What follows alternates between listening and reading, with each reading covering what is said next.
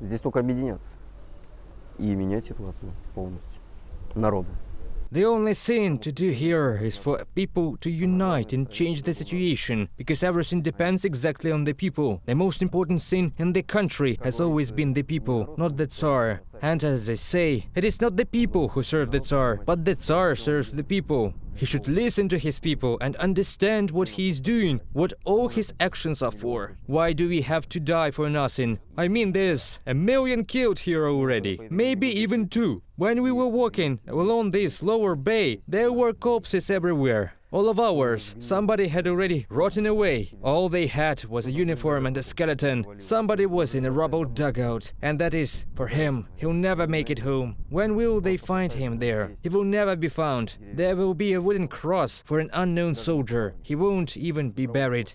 I voluntarily agreed to be filmed. My name is Dorokhov Vsevolod Vladimirovich, born on November 11th, 1993, in Zheleznodorozhny, Moscow region. We realized that we were just thrown in as cannon fodder, just to go and reach our positions on our own, which were about 200 meters forward after the crossing of the swamp. We barely made it. We almost died. There were a bunch of our dead. The wounded were being carried out all the time, because we have huge losses. People are sitting in some barely trenched craters. Trenches like this, because there is no time to dig, no place. They are constantly shelling us. You can't dig, it won't save you. And accordingly, they said to occupy the line of defense. In trench, they couldn't care less for people surviving. Then we went to get water, and when we were going back, it turned out we had passed our positions, because we had been there only for 3 days, so we didn't know anything at all, no positions. We went further and ended up with the Ukrainians. We were taken prisoner there. They did not abuse us in captivity, did not beat us, and fed us.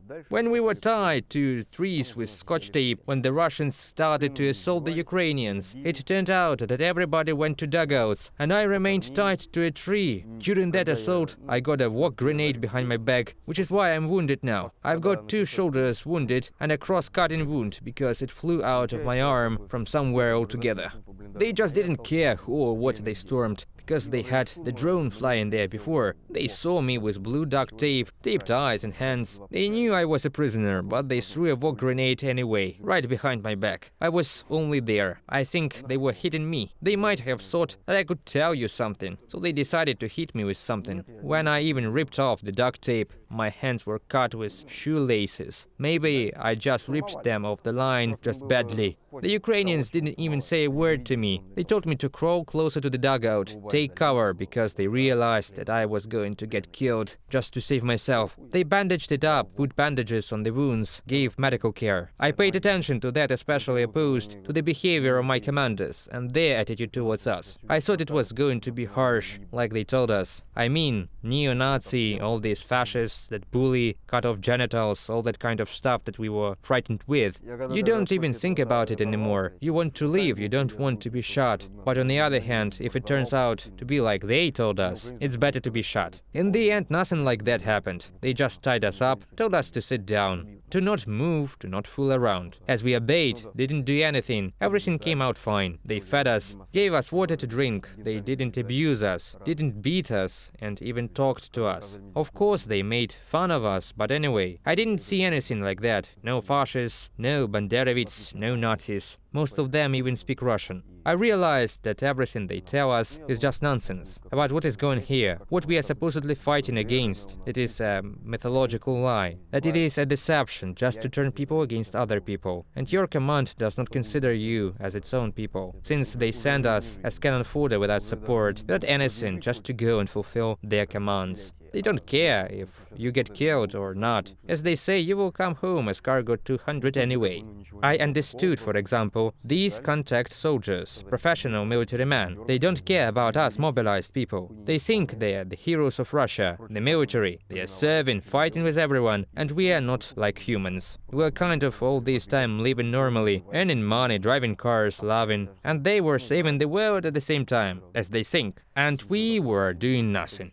And I guess they don't like that. It's better for them to send the mobilized to some hot point to do some dangerous task than contract soldiers. We're even more sure that these were the main tasks presented to them. But why should they go themselves to die in a dangerous situation if they can sit in a dugout and the mobilized will do everything for them? Only the battalion commander oppressed us severely all the time. He didn't respect us at all, didn't consider us human beings. He called us meat, shit. Told us that he made the lives of our families easier. At least they would become millionaires at our expense to get rid of such subhumans like us. He humiliated us using all the bad words possible, with full language. We understand that there was never any respect for him after such statements. No one wants to fight. No one understands why this war is necessary at all. What is the reason? What is the sense? Why and where we are going? Why should take up arms and kill people? No one understands what we defend. The last time mobilization was in the Great Patriotic War, the Second World War. And now we don't know what is the reason for the mobilization to take place. What kind of mobilization is this? Why it is necessary to go and fight without a clear reason? The reason is unclear, as if they came to us, but no one came to us. It turns out that we were brought to a foreign land, so that we would come to a foreign land with weapons and sow misery and destruction to others.